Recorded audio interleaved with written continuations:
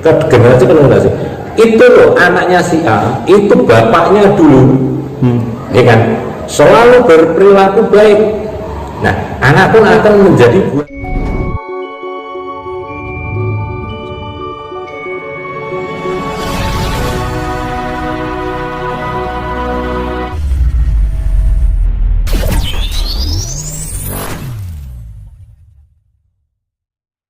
Terkait dengan karma. Karma. Apakah karma itu karma orang tua bisa dituai anaknya atau anak cucu? Dari pandangan itu sendiri bagaimana? Ya, menurut suara Yogoso Natani wujud tatanan adil dek ada kaya koso tumoko titi anelaku ucapan dulur-dulur menjawab pertanyaan Mas Indra Katiko. Karma sebenarnya bisa turun menurun.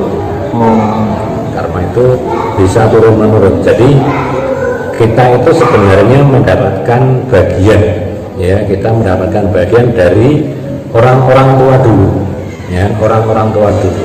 Nah, orang-orang tua dulu itu menurunkan jejak langkah atau perilaku pola hidup yang bisa dituai untuk generasi berikutnya. Ya, jadi enggak menutup kemungkinan, ya kan? Enggak menutup kemungkinan. Ya, jadi dari kita ini itu adalah menuai karma-karma yang dari tetua-tetua terdahulu. Nah, karma itu juga dipilah. Bukan semua karma itu kurang baik, tapi ada karma baik. Ya, jadi di situ ada klasifikasi. Jadi bukan langsung disimpulkan bahwa karma itu pasti kurang baik semua, bukan. Tapi ada juga karma baik. Karma baik dan karma buruk. Jangan mengatakan buruk, Mas. Nah, ini nanti perlu dipahamkan, ya kan? Maka inilah Mas adanya pembenahan, ya. Maka kita ini adalah hasil karya, ya kan? Hasil karya dari tertua dahulu yang baik, tapi perubahan evolusi atau pembaruan itu termodif, ya kan? Dijabarkan, diperluas, di kosakata diperbanyak, akhirnya malah justru mengembalikan sesuatu yang kurang baik.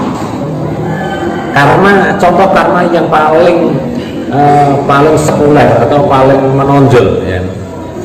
Coba Mas Warsita atau Mas Indra tak tanya, ya.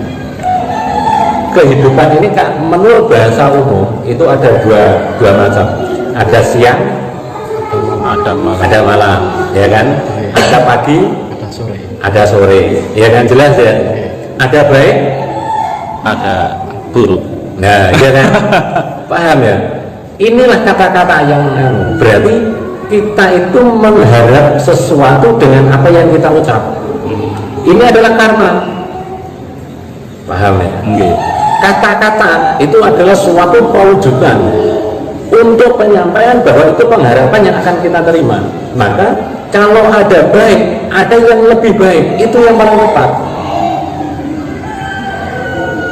Ini yang belum bisa dipahamkan banyak orang, karena banyak orang yang sudah terdoktrin atau terdogma dengan kata-kata seperti itu. Padahal banyak orang mengatakan ucapan akan kembali.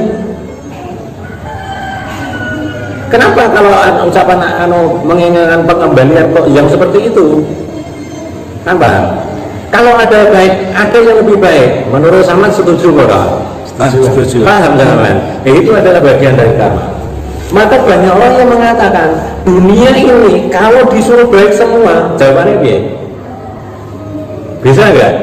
Ya nggak bisa. Oh iya kan? Nggak bisa kan? Coba Samad katakan bisa. Coba Samad katakan bisa. Apa yang Samad ucapkan ini? Inilah membangun, ya kan? Membangun tata kata, pola kata. Berarti di situ ada mindset, ada keinginan penyampaian. Ini yang sudah berkembang masalahnya. Makanya apa yang sudah umum berkembang, itu belum tentu semuanya baik, belum tentu. Ya, belum tentu. Itu adalah karma. Ucap yang Saman keluarkan tadi. Ayo saudara. Kalau dunia ini semua diberikan seluruh baik, bisa. Jawabnya seperti itu. Caranya bagaimana? Jalankan dengan keadilan. Yes. Ayo biar hebat lagi. Setuju orang teman? Setuju. Karena menginginkan kehidupan ini membaik semua. Yes. Ayo Mbak Dani setuju? Yes. Mas Joko setuju? Mbak Endang setuju? Mas Parto setuju? Mas Partono setuju? Ayo sampean menang kok iso piye? Karena menginginkan sesuatu dengan nilai yang baik. Maka jawablah kata-kata dengan mindset yang baik juga. Inilah kebiasaan-kebiasaan yang belum tepat. Maka jikalau ada sesuatu yang kurang tepat, jangan dikatakan salah. Katakan itu kurang pas, kembalinya akan pas. Katakan itu kurang tepat, kembalinya akan tepat. Tapi kalau salah katakan SALAH, ya itu seperti itu. Membiasakan kan masalahnya, membiasakan membangun pola kata. Maka hati-hatilah dengan kata, karena kata adalah suatu doa, pengharapan untuk kembali. Memilih kosakata. Iya, ya, menyampaikan itu. Inilah, ini contoh karma ini. Nah, ini contoh karma. Karma dari ucapannya sendiri. Iya, semua terjadi kan karena ucapan. You know, lah itu lah Mas ya. Maka mari kita membenahi yang tahapan demi tahapan. Bangunlah bahasa-bahasa yang tepat untuk disampaikan. Seperti itu. Paham? Ya, yes, Berarti intinya anak itu bisa menuai karma dari orang tua kan? Iya, dari pola bahasa itu loh Mas, awalnya, ya kan? Karena semua tahapan itu karena ucap ini, ya kan? Perilaku dari apa yang dilakukan itu karena kebiasaan kata-kata itu. Nah, padahal kan itu kan, padahal seorang anak itu kan nggak ikut berbuat kan? Berbuat maksudnya yang berbuat misalnya karma buruk itu kan ya, orang tua. Kenapa anak harus menanggung? Padahal kan anak nggak ikut berbuat gitu. Ya seperti ini Mas, tahapan seperti ini Mas ya. Misalkan Mas ya, ada seseorang yang berbuat baik, ya kan? Ada seseorang yang berbuat baik, akan diulang-ulang kata-kata itu ke generasi. Itu loh anaknya si A, itu bapaknya dulu, ya kan? Selalu berperilaku baik. Nah, anak pun akan menjadi buah bibir baik. Paham ya? Nah, tapi kalau dari orang itu melakukan sesuatu yang kurang tepat, akan diulang-ulang terus. Itu bapaknya dulu, orang tuanya dulu melakukan sesuatu. Nah, ini akhirnya tertanam juga anak itu. Paham ya?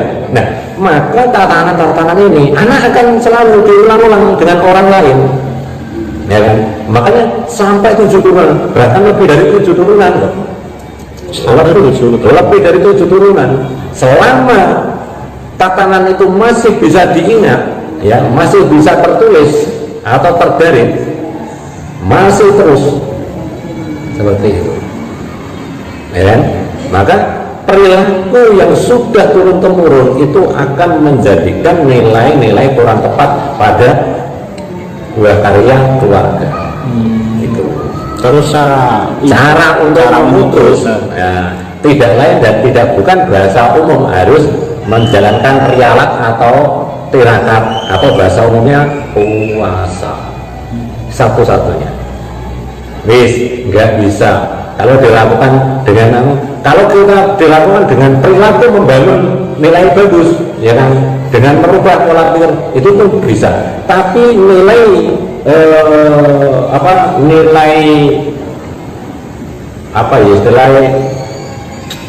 kekuatan yang sangat luar biasa itu adalah rialat atau tirakat, atau bahasa umumnya puasa.